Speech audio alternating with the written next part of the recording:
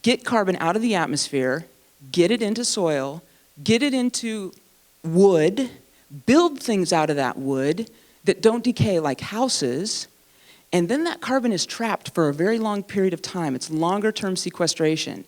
There's something very cool that we can do also with carbon sequestration. I'm going to jump down to microalgae, because I'm just going to say, we don't want to just grow trees and burn them.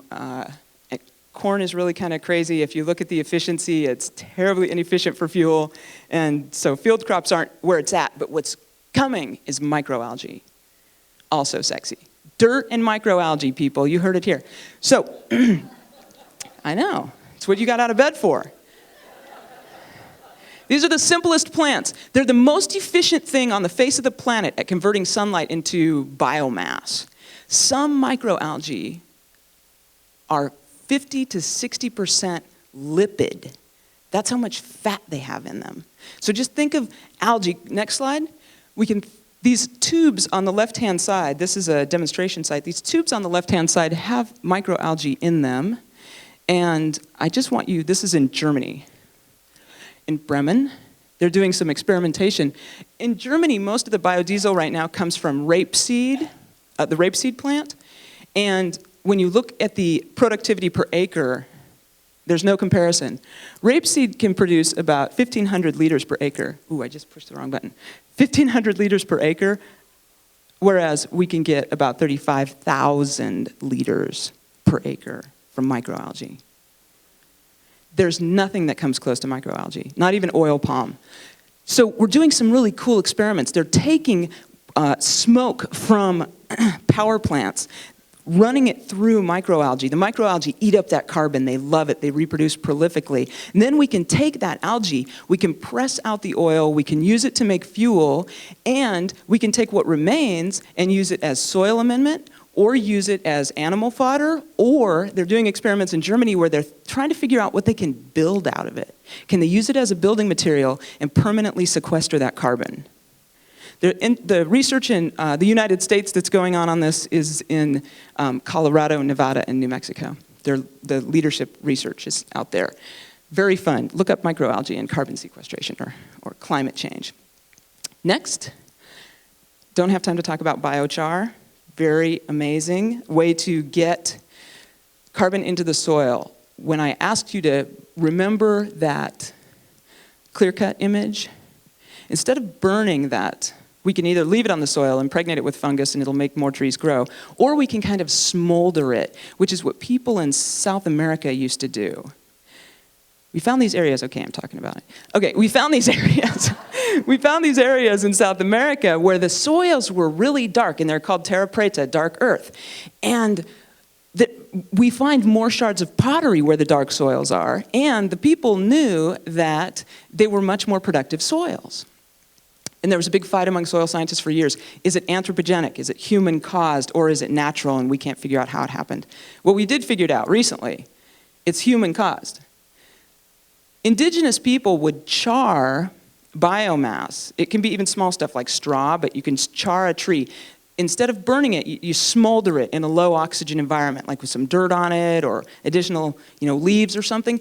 Smolder it to kind of make char, and then work that char into the soil, and it radically increases the productivity of the soil. And it sequesters 50% of the carbon that was originally in the tree or a piece of straw or whatever, and it lasts in the soil for thousands of years. When you talk about co-benefits, biochar is one area with tremendous co-benefits for addressing climate change, improving the productivity of our crops, growing forests more rapidly so we can cut them down and put the wood in our houses, to permanently sequester the carbon. Seriously. So, and we can do it with anything. It doesn't have to be cut trees down. Absolutely any organic material can be charred. The leading research on this is going on at Cornell, and we're at the early stages. There's a lot we don't know, but I'm excited about it. Okay, next slide. Next slide. This is just a statement of truth. Those who have been required to memorize the world as it is will never create the world as it might be. So what are some radical solutions? Just 2 more slides here. Thank you. This is behind a lot of it. This is really driving a lot of the problem here. It warrants attention. Next. We need to create guardians. So I'm on the Climate Commission. The people who will be most affected by our decisions are not alive today. They are humans who are our grandchildren and our great-grandchildren and who are alive 200 years from now. And non-humans who will be most affected. And yet, no one on that commission represents the interests of future generations of any life. They have no voice at the table. We need to change decision processes so that there is a formal voice at the table for those people because they are stakeholders. In fact, they are the major stakeholders. Next, veil of ignorance, I'm going to skip. We need to amend the Constitution, probably, to make it illegal to transfer this kind of debt to future generations.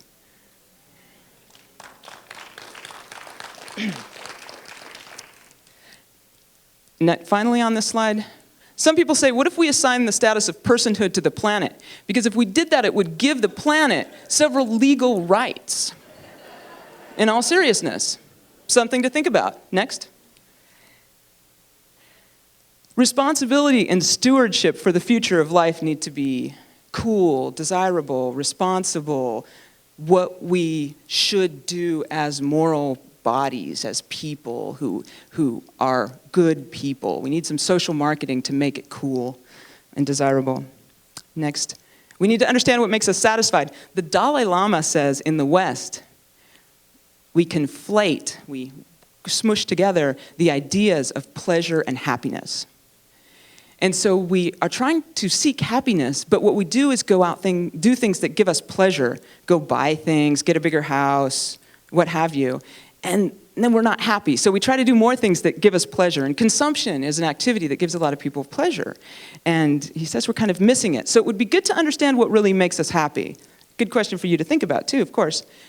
So we could be maybe like Burma and have this goal of gross national happiness. Or not Burma. Holy cow. Bhutan. Woo! Note to self, send a letter to Burma. You might want to check into a gross national happiness goal, people. That's a good idea for them. Okay. And finally, we could fall in love with future generations of all life. I'm going to say I think we already are. We just aren't letting ourselves be that way. And act from there. So the best way and the easiest way to predict the future is to invent it. And that's what we're here for. Thank you.